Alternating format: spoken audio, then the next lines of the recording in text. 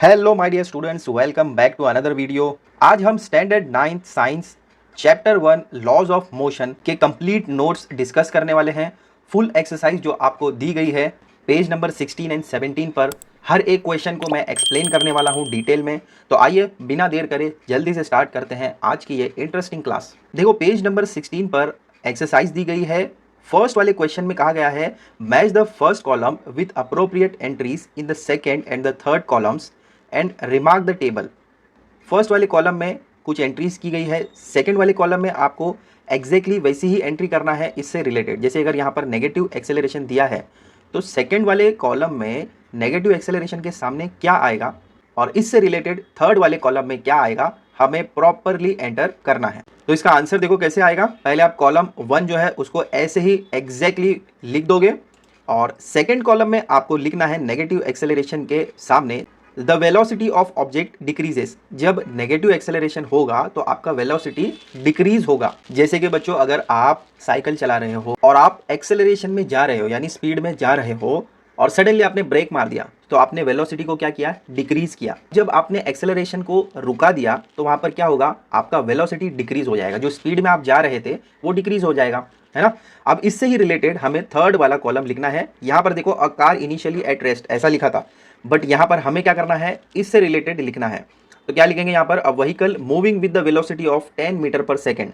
अगर आप कोई व्हीकल चला रहे हो, जैसे कि एग्जाम्पल ले लो साइकिल का, आप बाइसाइकिल चला रहे हो, इनिशियली आप जा रहे हो 10 मीटर पर सेकेंड से और जैसे ही आपने ब्रेक लगाया तो 10 मीटर पर सेकेंड का क्या हो जाएगा, वो स्टॉप हो जाएगा 5 सेकेंड के बाद में, है ना। 5 सेकेंड 10 सेकेंड या जो भी जितना भी उसका कैपेसिटी है उतना थोड़ा दूर तक वो जाएगा और उसके बाद में वो स्टॉप हो जाएगा। तो वही यहाँ पर हमें लिखना है, a vehicle moving with the velocity of 10 metre per second stops after 5 second. अब आइए सेकेंड वाले को डिस्कस करते हैं। यहाँ पर हमें दिया गया है पॉजिटिव एक्सेलरेशन। देखो क्वेश्चन में हमें पॉजिटिव एक्सेलरेशन के बाद में दिया है the velocity of the object decreases, जो हमने फर्स्ट वाले में लिख दिया। यहां पर हम क्या लिखेंगे, the velocity of object increases.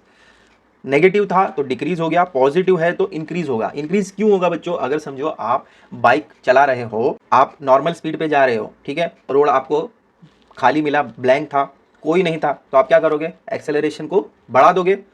तो एक्सेलरेशन बढ़ाना यानी आपने पॉजिटिव किया, एक्सेलरेशन को आपने पॉजिटिविटी दी। अब जब स्पीड को बढ़ा दिया तो आपका वेलोसिटी भी इंक्रीज होगा। वही हमें यहाँ पर लिखना है, the velocity of object increases. अब इससे रिलेटेड हम थर्ड कॉलम में क्या लिखेंगे, तो इन्होंने कार का एग्जांपल लिया है। कार अगर स्टार्टिंग में इनिशियली यानी शुरुआत में रेस्ट पे है, reaches a velocity of 50 kilometre per hour in 10 second. अगर वो स्टार्टिंग में रेस्ट पर है, आपने वेलोसिटी बढ़ा दिया यानी एक्सेलरेशन को बढ़ा दिया, तो क्या होगा कि वो 50 किलोमीटर पर आवर 10 सेकंड में पहुंच जाएगी। जैसे ही आप स्पीड बढ़ा दोगे, एक्सेलरेशन को बढ़ा दोगे, तो वेलोसिटी भी बढ़ जाएगा। अब थर्ड वाले को देखो, यहाँ पर दिया है जीरो एक्सेलरेशन। हमें यहाँ पर लिखना है the velocity of the object remains constant. कोई उसमें फोर्स लग ही नहीं रहा है तो वो कांस्टेंट रहेगा, जैसा है वैसा ही रहेगा, ठीक है। और इसी से रिलेटेड हम थर्ड कॉलम में क्या लिखेंगे, a vehicle is moving with a velocity of 25 metre per second. तो जो स्पीड पे वो बढ़ रहा है वही स्पीड से वो आगे बढ़ता रहेगा, कांस्टेंट रहेगा। तो फर्स्ट क्वेश्चन हमने डिस्कस कर लिया। अब आइए सेकंड वाले की तरफ बढ़ते हैं। यहाँ पर सेकंड क्वेश्चन में कहा गया है clarify the differences. First A में आपको दिया है डिस्टेंस एंड डिस्प्लेसमेंट, इन दोनों का आपको डिफरेंस बिटवीन बताना है। तो आइए आंसर देखते हैं। सबसे पहले ए वाले का, ए में आपको दिया है डिस्टेंस एंड डिस्प्लेसमेंट। डिस्टेंस को आप डिफाइन कैसे करेंगे, it is defined as the length of the actual path travelled by an object in motion. तो डिस्टेंस को हम एक लेंथ से डिफाइन कर सकते हैं। अब डिस्प्लेसमेंट को हम कैसे डिफाइन करते हैं, देखो, it is defined as the shortest distance between the starting and finishing points. Distance एक लॉन्ग डिस्टेंस हम कह सकते हैं। डिस्प्लेसमेंट का मतलब एक छोटा सा डिस्टेंस जिसको हम कवर कर रहे हैं। जैसे कि आप स्टेज पर हो तो एक स्टेज का डिस्टेंस अगर आपको देखना है तो आप वहां पर डिस्प्लेसमेंट को यूज करोगे, और लॉन्ग डिस्टेंस अगर आपको देखना है तो उसमें हम डिस्टेंस को यूज करते हैं। बच्चों डिस्टेंस जो है स्केलर क्वांटिटी में होता है, डिस्प्लेसमेंट जो है वेक्टर क्वांटिटी में होता है। तो हम ऐसे लिखेंगे, it is a scalar quantity, या आप ऐसे भी लिख सकते हैं, distance is a scalar quantity, displacement is a vector quantity. Third point आप ये लिख सकते हैं, the values of distance are always positive. तो डिस्टेंस आप जब कभी भी मेजर करोगे तो आपको पॉजिटिव ही मिलेगा, बट डिस्प्लेसमेंट जो है वो आपको पॉजिटिव, नेगेटिव और जीरो भी मिल सकता है। तो आप यहाँ पर ऐसे लिखो, the values of displacement can be positive, negative और जीरो। आया समझ में। अब आइए नेक्स्ट बी वाला करते हैं। देखो क्वेश्चन नंबर बी में आपको दिया है uniform and non uniform motion. Difference आप ऐसे लिख सकते हो, यूनिफॉर्म मोशन में लिखोगे when an object covers equal distance in equal time interval it is said to be in uniform motion. इसका मतलब क्या है बच्चों, फॉर एग्जाम्पल हम लेते हैं ट्रेन का एग्जाम्पल ले लो या बस का एग्जाम्पल ले लो।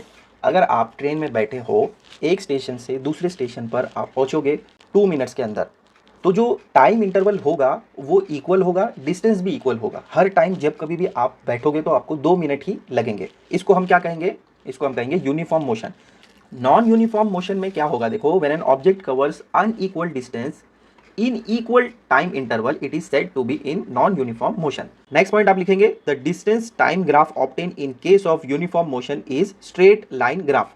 तो जो भी आपको ग्राफ देखने को मिलेगा यूनिफॉर्म मोशन में वो कैसे होगा, स्ट्रेट लाइन ग्राफ होगा। क्यों, क्योंकि इसका जो स्पीड है वो कांस्टेंट रहेगा, इसीलिए इसका जो ग्राफ है वो भी स्ट्रेट आएगा, क्योंकि ये equal distance equal time interval में कंप्लीट कर रहा है। यहाँ पर नॉन यूनिफॉर्म मोशन में आप क्या लिखोगे, second point the distance time graph obtain in case of non uniform motion can be any shape depending on how the acceleration changes with the time. कि डिस्टेंस तो वो कवर करेगा but वो acceleration और टाइम पर depend करता है कि कब आप उसको ज़्यादा एक्सेलरेट कर रहे हो तो आगे बढ़ जाएगा, कभी ऐसा होगा कि ट्रैफिक में अटक गए हो तो रुक ही गए। कभी कभार ऐसा होता है ना कि ट्रेन लेट हो गई, बस लेट हो गई, डिपेंडिंग अपॉन ट्रैफिक, या कुछ और एक्सीडेंट वगैरह हो गया, या वैसे ही ड्राइवर का मूड ख़राब है तो स्लो चला रहा है, तो कोई भी पॉसिबिलिटी हो सकती है और आप टाइम पर नहीं पहुंचोगे। स्पीड कभी ज़्यादा होगी कभी कम होगी, हो सकता है कि 5 मिनट की जर्नी 2 मिनट में ही कंप्लीट हो जाए, ड्राइवर बहुत ही ज़्यादा मूड में है ना, ऐसा भी हो सकता है। तो वो सब केसेस में हम क्या बोलेंगे कि ये नॉन यूनिफॉर्म मोशन है, क्योंकि इसका टाइम जो है वो हर बार चेंज हो रहा है depending upon the acceleration. Third point आप एग्जाम्पल में क्या लिख सकते हो, a car running on a straight road without any change in its speed. तो जब कभी भी कार कांस्टेंट स्पीड पर चल रही है उसको आप क्या कहोगे, यूनिफॉर्म मोशन। आया समझ में। नॉन यूनिफॉर्म मोशन में क्या लिख सकते हो आप, car running on a road with different speeds in different interval of time. जैसे कि मैंने आपको समझाया इससे पहले कि कार जा रही है, ट्रैफिक ज़्यादा है तो रुक रुक के जाओगे, ट्रैफिक नहीं है तो आप भगाओगे, तो वहाँ पर आप क्या कह सकते हो कि वो नॉन यूनिफॉर्म मोशन है। नॉर्मली हमें नॉन यूनिफॉर्म मोशन ही देखने को मिलता है। यूनिफॉर्म मोशन बहुत रेयरली ऐसा होता है, मॉर्निंग के टाइम हो सकता है या बहुत लेट नाइट हो सकता है, क्योंकि उस टाइम रोड्स खाली होती है और वो भी फॉर अ पर्टिकुलर टाइम आपको देखने को मिलेगा यूनिफॉर्म मोशन। डेली लाइफ की बात कर रहा हूँ मैं। आया समझ में। तो चलो जल्दी से इसको नोट डाउन कर लो, फिर हम थर्ड वाले क्वेश्चन की तरफ बढ़ते हैं। थर्ड क्वेश्चन में देखो आपको कहा जा रहा है कंप्लीट द फॉलोइंग टेबल। अब टेबल कंप्लीट करने के लिए आपको ऑलरेडी पका पकाया फॉर्मूला दे दिया गया है, v is equal to u plus a t. V find करना है हमें। सबसे पहले फॉर्मूला लिख लेते हैं हम लोग। अब देखो u यहाँ पर आपको क्या दिया है, 2 दिया है, तो u की जगह आप लिखो 2 प्लस a क्या है, a आपको दिया है 4, तो यहाँ पर आप लिखो 4 और t क्या दिया है, 3 दिया है। ठीक है, तो कैसे लिखोगे आप, 2 प्लस यहाँ पर 4 इंटू 3 करोगे तो 12 हो जाएगा। तो फाइनल आंसर आपको क्या मिला, 14। ठीक है, मीटर पर सेकंड नहीं लिख रहा हूँ क्योंकि ऑलरेडी बॉक्स में दिया गया है। सेकंड वाला करते हैं। यहाँ पर हम फॉर्मूला लिख देते हैं सबसे पहले, v is equal to u plus a t. Second वाले में आपको u फाइंड आउट करना है, ये u फाइंड करना है आपको। यहाँ पर आपके पास v है, तो v क्या है, 20 है, जो कि ऑलरेडी आपको यहाँ पर बता दिया गया है। इसमें हमें फाइंड करना है u, तो u को ऐसे ही लिखो, प्लस a क्या है यहाँ पर 5 है और t क्या है 2 है, तो इसको लिख दो ऐसे ही 5 मल्टीप्लाई बाय 2। ब्रैकेट में भी लिख सकते हो और ऐसे भी लिख सकते हो। चलो मल्टीप्लाई करके लिखते हैं इस तरीके से, 5 इंटू 2। ठीक है, अब ये 20 ऐसे ही रहेगा, u को भी ऐसे ही लिखो, प्लस 5 2 सा क्या होता है, 10 होता है। अब आप क्या करोगे, u फाइंड आउट करना है तो 20 जो है ऐसे ही रहेगा। यहाँ पर हम माइनस की साइन डालेंगे, क्यों, क्योंकि 10 जो है वो प्लस में है यहाँ पर, इज इक्वल टू के ये साइड फेंक दोगे उसको तो हो जाएगा माइनस में, तो यहाँ पर लिखोगे -10 is equal to u। 20 minus 10 10 होता है, तो लिख दो यहाँ पर 10 इज इक्वल टू u। तो u का वैल्यू क्या मिला हमें यहाँ पर 10। आया समझ में, इस तरीके से आपको करना है। चलो नोट डाउन कर लो इसको। नेक्स्ट क्वेश्चन में देखो आपको दिया गया है u दिया है, a दिया है, t दिया है। फॉर्मूला क्या है, s is equal to u t plus half a t square. s find करना है हमें यहाँ पर। ठीक है, तो पहले फॉर्मूला लिख लेते हैं। अब जस्ट आपको वैल्यू पुट करना है। u का वैल्यू क्या है, देखो फर्स्ट वाले में आपको दिया है 5, तो u लिखोगे आप 5 टी क्या है, टी आपको दिया है 3, देखो टी यहाँ पर लिखा है 3 लिखोगे, प्लस हाफ तो ऐसे ही आ जाएगा।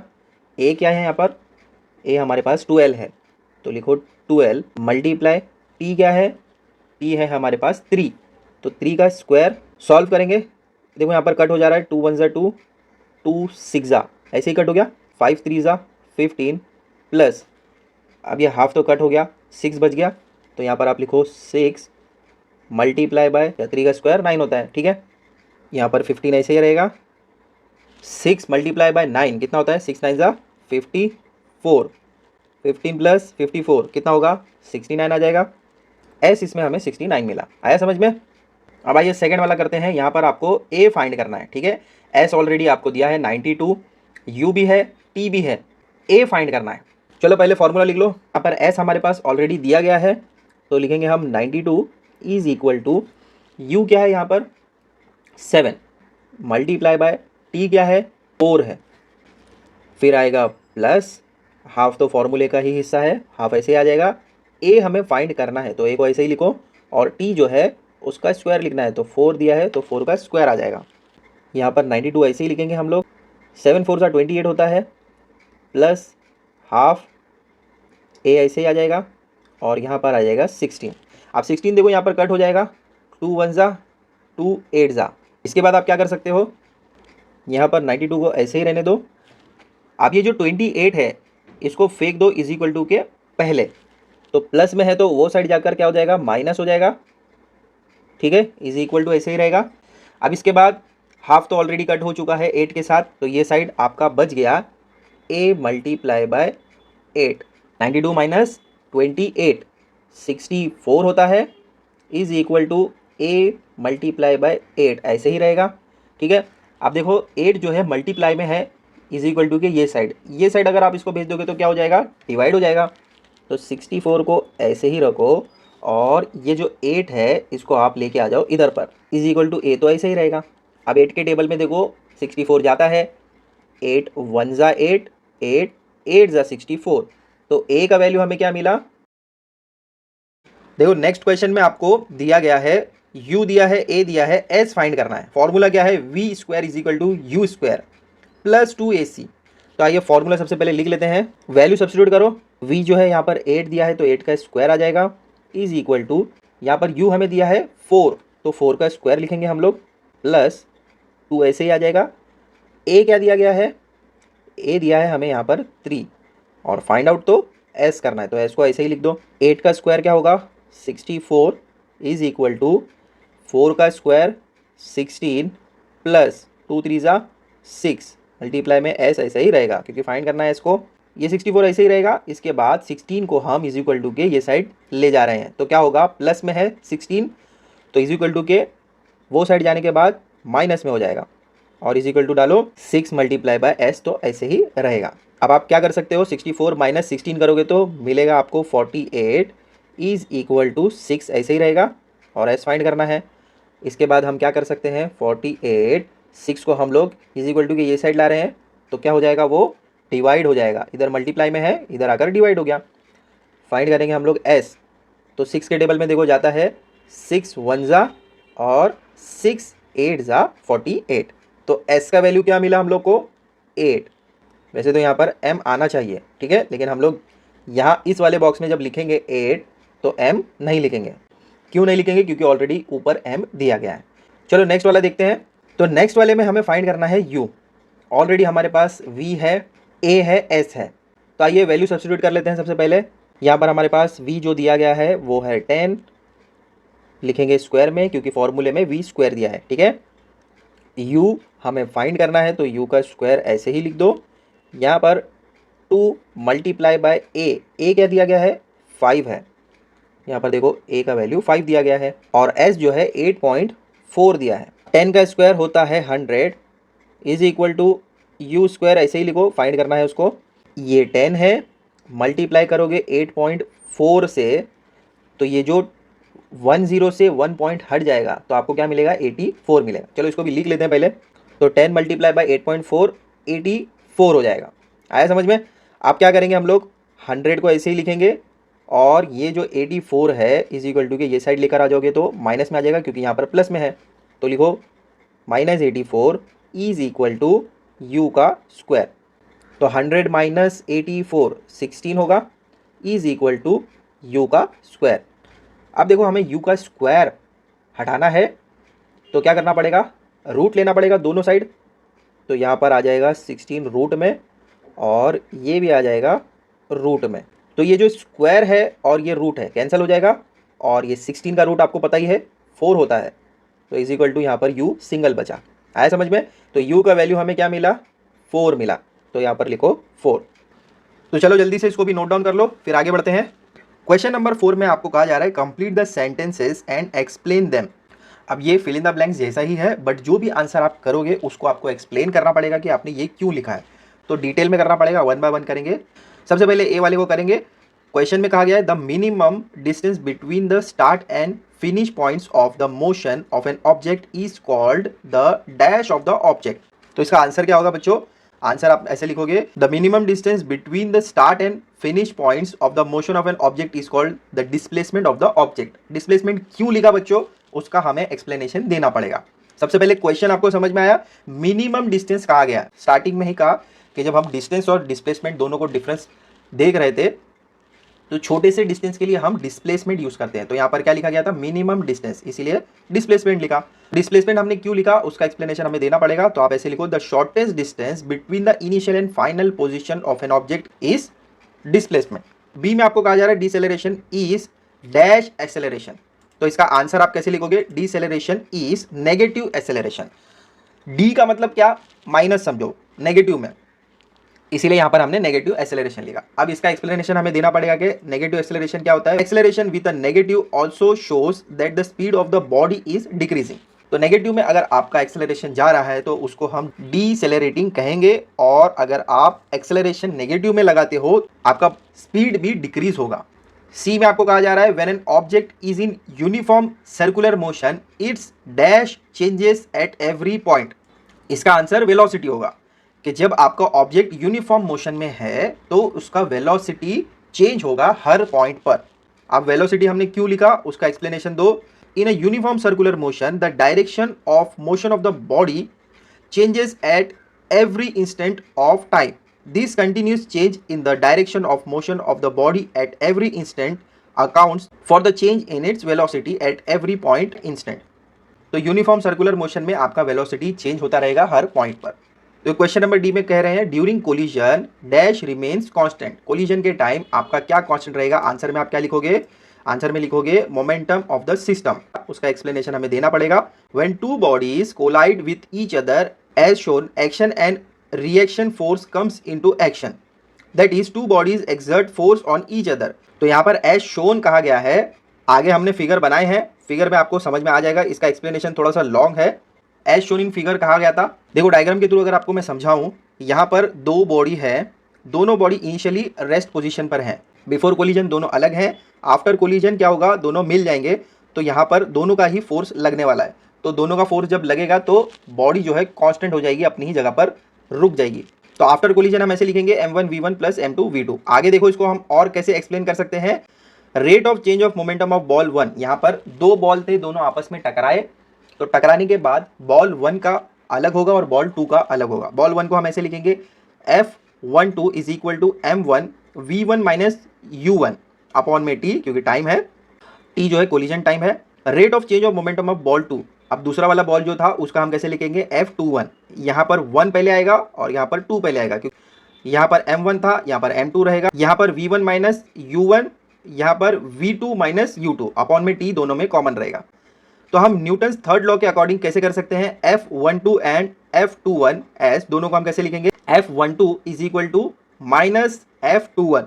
अब ये न्यूटन्स थर्ड लॉ के अकॉर्डिंग हम लोग इसको सॉल्व कर रहे हैं, इसीलिए ऐसे लिखा है। आप आगे हम ऐसे लिखेंगे m1 v1 minus u1 is equal to minus m2 v2 minus u2 upon में t। F12 जो है ये था पूरा, तो हमने ये F1 पूरा लिखा, माइनस जो है वो न्यूटन्स लॉ के अकॉर्डिंग हमने माइनस डाला, और यहाँ पर F21 जो था वो ये था, इसीलिए आगे हमने यहाँ पर F2 डाला है। ठीक है, माइनस का साइन न्यूटन्स थर्ड लॉ के अकॉर्डिंग आया है।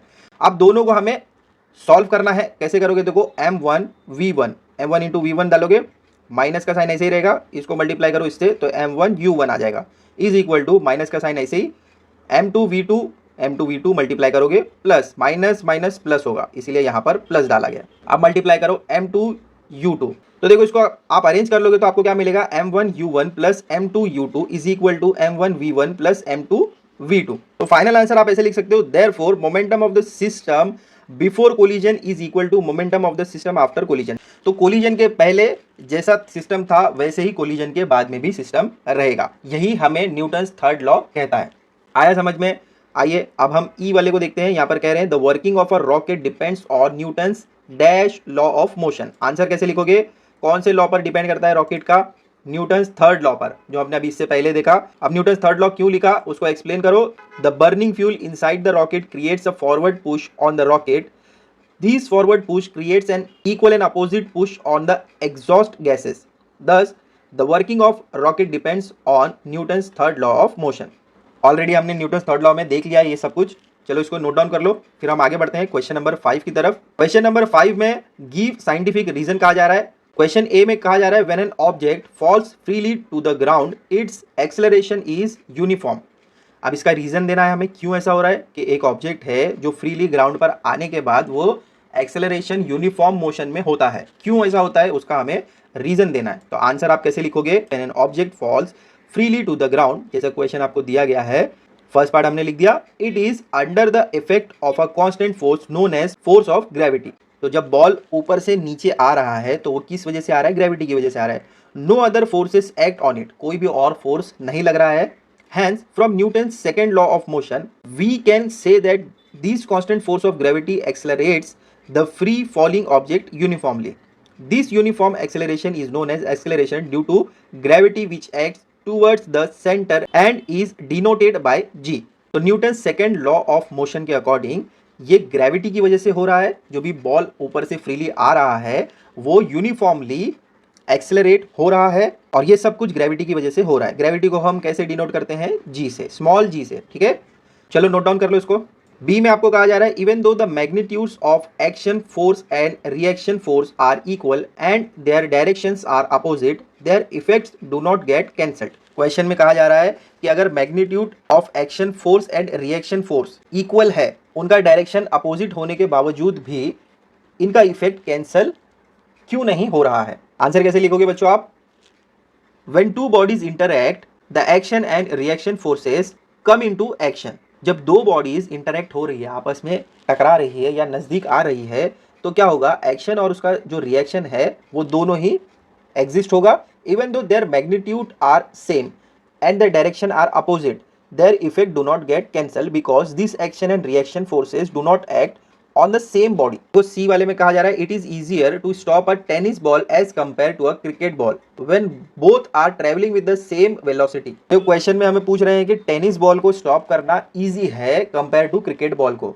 कब, जब दोनों का वेलोसिटी सेम है, दोनों का स्पीड सेम होने के बाद भी हम टेनिस बॉल को इजीली क्यों रोक पा रहे हैं, क्रिकेट बॉल को रोक नहीं पा रहे हैं।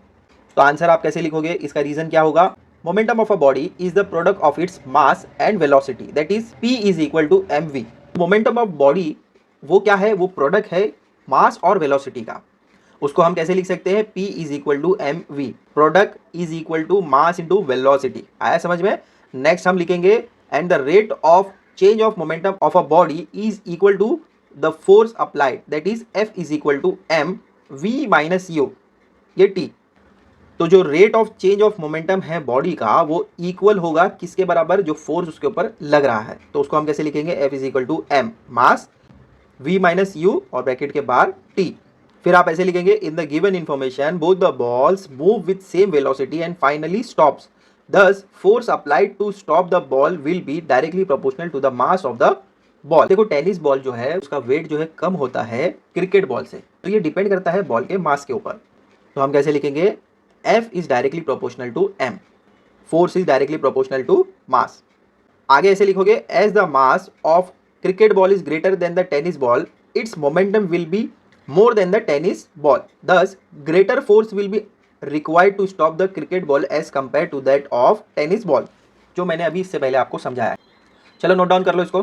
नेक्स्ट डी में आपको कहा जा रहा है the velocity of an object at rest is considered to be uniform. Velocity of an object is said to be uniform when its speed and direction does not change. The object at rest has uniform speed of 0 all the time and does not even change the direction. Hence the velocity of an object at rest is considered to be uniform.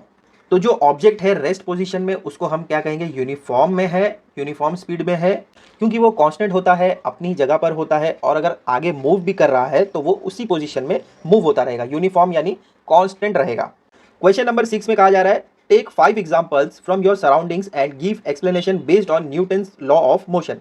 तो इसमें आपको 5 ऐसे example लेना है जो आपके आसपास surrounding में हो और वो न्यूटन्स लॉ ऑफ मोशन पर बेस्ड होना चाहिए, और इसका आपको एक्सप्लेनेशन भी देना है।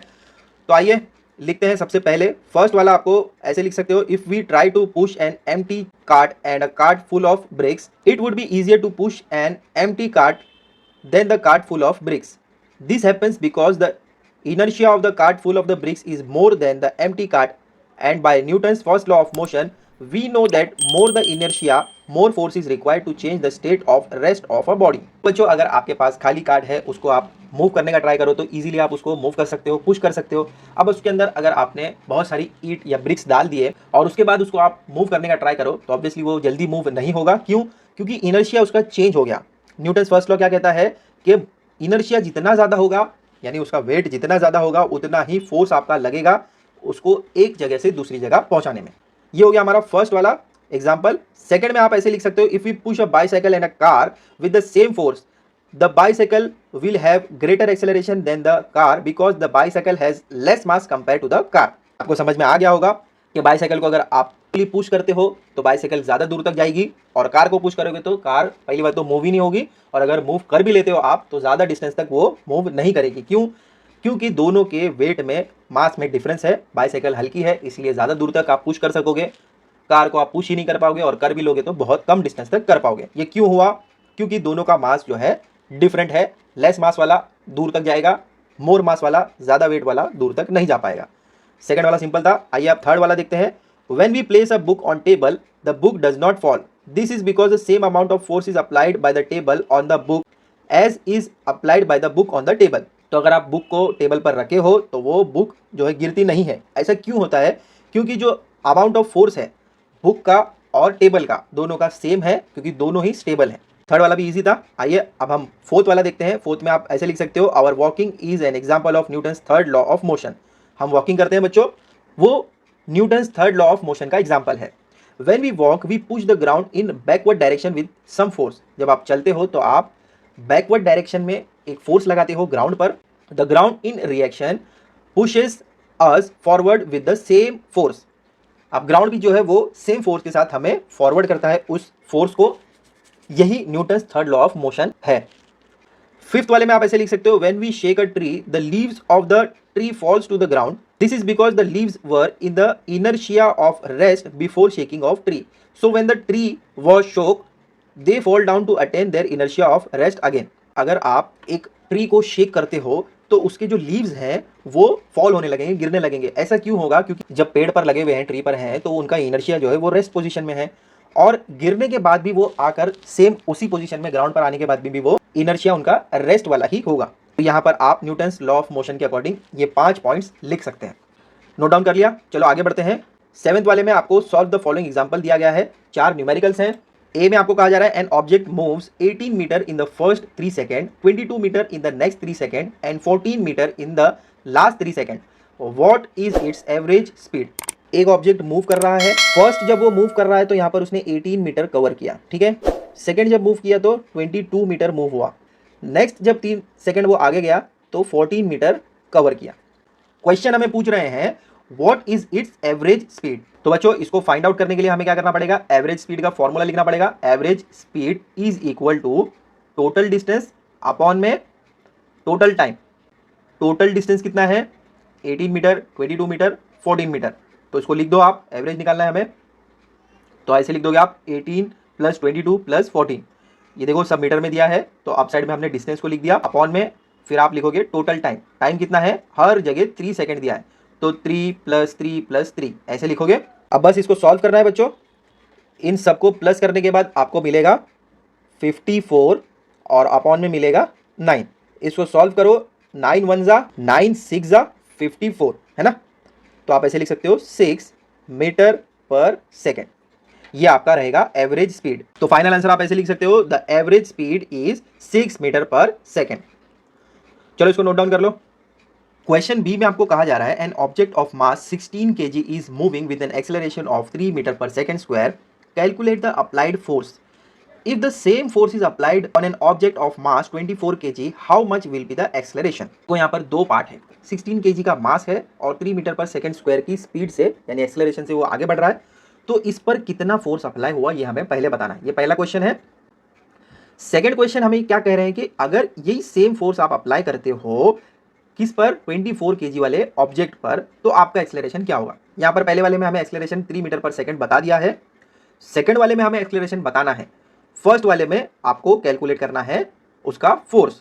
ठीक है, तो सॉल्यूशन में आप ऐसे लिखोगे, गिवन लिख दो सबसे पहले, मास आपको दिया है 16 kg, ए एक्सेलरेशन आपको दिया है 3 मीटर पर सेकंड स्क्वायर। फॉर्मूला आप कौन सा यूज करोगे, F is equal to M into a, force is equal to mass into acceleration. M हमारे पास क्या है 16 है, ए 3 है, तो इसको मल्टीप्लाई करोगे तो आपको फोर्स कितना है, पहला वाला आंसर आपको मिल जाएगा। तो आप लिखो ऐसा, F is equal to 16 into A क्या है 3 है, तो 16 into 3 is equal to 48 N मतलब न्यूटन। तो पहला वाला क्वेश्चन का आंसर हमें मिल गया कि कितना फोर्स अप्लाई हो रहा है, 48 न्यूटन अप्लाई हो रहा है। यहां तक फर्स्ट वाला हो गया।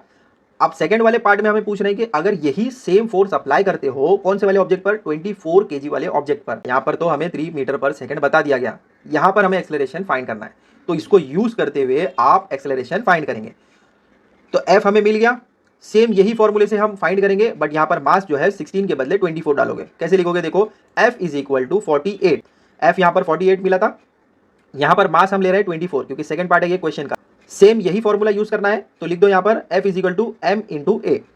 यहाँ पर F हमारे पास है 48, M भी हमारे पास है 24, A फाइंड करना है, तो क्या करोगे आप, F लिख दोगे और M लिख दोगे। F इज इक्वल टू 48 यहाँ पर दिया गया है, M इज इक्वल टू 24 यहाँ पर दिया है, ए हमें फाइंड करना है। यहाँ पर आप ऐसे लिख सकते हो 48 24 जो है मल्टीप्लीकेशन में है, यहाँ पर आ जाएगा तो डिवाइड में हो जाएगा, इज इक्वल टू ए, तो ऐसे ही रहेगा। एक्सेलरेशन फाइंड करना है हमें। 24 के टेबल में देखो 48 जाता है, 2 जा 48, तो ए जो है हमें मिल गया 2। तो आप ऐसे लिख सकते हो, ए is equal to 2 metre per second square. चलो नोट डाउन कर लो इसको। क्वेश्चन सी में आपको कहा जा रहा है, a bullet having a mass of 10 gram and moving with the speed of 1.5 metre per second penetrates a thick wooden plank of mass 90 gram. The plank was initially at rest. The bullet gets embedded in the plank and both move together. Determine their velocity. Question में हमें क्या कह रहे हैं कि एक bullet है 10 ग्राम की, मूव होने के बाद वो एक वुडन प्लैंक पर गई, यानी एक लकड़ी का प्लाई था समझ लो, एक लकड़ी के प्लाई पर जाकर वो हिट किया उसने उस वुडन प्लैंक का, यानी उस लकड़ी का वजन कितना था 90 ग्राम। वुडन प्लैंक जो है वो इनिशियली रेस्ट पोजीशन पर था, यानी वो पहले अपनी पोजीशन पर रेस्ट पर था। बुलेट जब जाकर उसमें एम्बेडेड हो रहा है, यानी उसके अंदर जाकर उसको हिट कर रहा है, तो प्लैंक और बुलेट दोनों ही मूव करने लगते हैं थोड़ी देर तक। अब समझ लोगे फोर्स इतना ज़्यादा है कि बुलेट जब उसको टच कर रहा है तो अंदर जाने के बाद वो उसके साथ में ही अंदर रुक जा रहा है बुलेट, और उसको साथ में लेकर जा रहा है आगे तक। तो हमें क्वेश्चन में कह रहे हैं कि डिटरमाइन देयर वेलोसिटी, दोनों का हमें वेलोसिटी बताना है। गिवन में आप ऐसे लिख सकते हो, mass of a bullet m1 is 10 ग्राम, जो बुलेट का मास है वो 10 ग्राम दिया गया है। नेक्स्ट आप लिखोगे इनिशियल स्पीड ऑफ बुलेट, जो बुलेट का इनिशियल स्पीड था वो 1.5 मीटर पर सेकंड है। इसके बाद आप लिखोगे mass of a Planck m2, पहला वाला मास बुलेट का है और सेकंड वाला मास जो है प्लैंक का है, तो m1 10 ग्राम, m2 90 ग्राम। नेक्स्ट आप क्या लिखोगे, initial speed of plank u2 is equal to 0। Zero क्यों लिखा, क्योंकि उन्होंने कहा कि इनिशियली वो रेस्ट पोजीशन पर था, तो रेस्ट में 0 ही लिखेंगे हम। तो ये हमने लिख दिया पूरा गिवन। देखो क्वेश्चन में जो दिया गया है उसी को आपको गिवन में लिखना है सबसे पहले, इसी को यूज करते हुए हम आगे अप्लाई करेंगे। गिवन लिखने के बाद आप नेक्स्ट ऐसे लिखोगे, from the law of conservation of momentum क्या होता है, m1u1 plus m2u2 is equal to m1v1 plus m2v2। ये law of conservation of momentum है, इसी के थ्रू हम सॉल्व करेंगे। आगे आप ऐसे लिखोगे, since bullet gets embedded in the plank and both move with the same speed, so v1 is equal to v2 is equal to v। अब जब बुलेट उसको हीट किया प्लैंक को, तो दोनों सेम स्पीड पर जा रहे थे, तो सेम स्पीड पर जा रहे थे, तो v1 v2 इक्वल होगा v के, बराबर। तो आप आगे ऐसे लिख सकते हो, so we can rewrite the equation as m1u1 plus m2u2 is equal to m1 plus m2 bracket के बाहर v। आप देखो इसको हमने कॉमनली बाहर हटा दिया। क्यों हटाया ऐसा? क्योंकि v जो है वो सेम है दोनों का, क्योंकि दोनों सेम स्पीड पर जा रहे थे। तो नेक्स्ट जैसे आपको वैल्यू सब्स्टिट्यूट करना है, m1 u1 क्या था? m1 हमारा 10 था, u1 1.5 था, प्लस की साइन ऐसी आएगी, m2 90 था, u2 हमें 0 दिया गया था, ठीक है। इज इक्वल टू m1 हमारा 10 है प्लस m2 जो है 90 है, और v हमें फाइंड करना है वेलोसिटी। तो वैल्यू सब्स्टिट्यूट करने के बाद अब इसको सॉल्व करो। सॉल्व कैसे करोगे? 10 मल्टीप्लाई बाय 1.5 15 होगा, इसके बाद 90 मल्टीप्लाई बाय 0 0 होगा, is equal to m1 plus m2 जो है m1 10 था प्लस m2 90 था, दोनों को प्लस करोगे तो आपको 100 मिलेगा। अब 100 को इधर भेज दो तो फाइनल आंसर आपको मिलेगा v is equal to 0.15 metre per second. तो दोनों का वेलोसिटी हमें क्या पता चला? 0.15 मीटर पर सेकेंड है। चलो नोट डाउन कर लो इसको। डी में आपको कह रहे हैं a person swims 100 metre in the first 40 second, 80 metre in the next 40 second and 45 metre in the last 20 second, what is the average speed? First वाला क्वेश्चन जो हमने किया था एवरेज स्पीड से रिलेटेड, वही सेम यहाँ पर भी हमें करना है। बहुत ही सिंपल है, आप अगर ट्राई करना चाहो तो कर सकते हो। तो सोल्यूशन में आप कैसे लिखोगे? Average speed is equal to, formula क्या रहेगा? एवरेज डिस्टेंस अपॉन में एवरेज टाइम, बराबर। एवरेज डिस्टेंस क्या है? 100 मीटर है, 80 मीटर है, 45 मीटर है, तो लिख दो यहाँ पर इज इक्वल टू डालो और अप साइड में लिखो 100 प्लस 80 प्लस 45। अपॉन में क्या लिखोगे? एवरेज टाइम क्या है हमारे पास? 40 सेकंड है, अगेन 40 सेकंड है और लास्ट में 20 सेकंड है, तो 40 प्लस 20 को प्लस करोगे तो आपको क्या मिलेगा? देखो 225 अप साइड में मिलेगा और डाउन साइड में आपको मिलेगा 100। सॉल्व करो इसको, देखो यहाँ पर 2 जीरोज दिए गए हैं, तो अप साइड में आप क्या कर सकते हो? यहाँ पर 2 डिजिट के बाद में एक पॉइंट डाल दो, 1 2, यहाँ पर पॉइंट डाल दोगे तो आपको क्या मिलेगा? 2.25 मीटर पर सेकेंड। आया समझ में? ये 2 जीरो थे इसलिए यहाँ पर हमने 2 डिजिट के बाद में एक पॉइंट डाल दिया, तो आंसर आपको मिला 2.25 मीटर पर सेकेंड। चलो नोट डाउन कर लो इसको। नेक्स्ट बच्चों, लास्ट में आपको प्रोजेक्ट दिया गया है, obtain information about commonly use gadgets और devices which are based on the principles of Newton's laws of motion. ये प्रोजेक्ट है बच्चों, ये आप खुद से कीजिए, नेट पर सर्च कीजिए, आपको इजीली मिल जाएगा। बाकी के जो क्वेश्चंस थे पूरे के पूरे मैंने सॉल्व करा दिए विथ एक्सप्लेनेशन। आई होप जो भी मैंने समझाया इजीली आपको समझ में आया होगा। न्यूमेरिकल्स भी हमने कवर किए हैं। नहीं समझ आता है तो वीडियो को 2-3 बार रिपीट करके देखो, और जो आपके फ्रेंड्स हैं उनको भी इस वीडियो को शेयर कीजिए, उनको भी सीखने मिले। चैनल पर नए हैं तो चैनल को सब्सक्राइब करो, ऐसे ही इन्फॉर्मेशनल वीडियोस आपके लिए लाते रहेंगे। तो मैं ट्राई करूंगा कि सारे के सारे चैप्टर्स के नोट्स आपको मिल जाए विथ ईजी एक्सप्लेनेशन। वीडियो पसंद आता है तो इसको लाइक कीजिए, शेयर कीजिए। मिलते हैं अगले वीडियो में बच्चों। Till then take care, bye.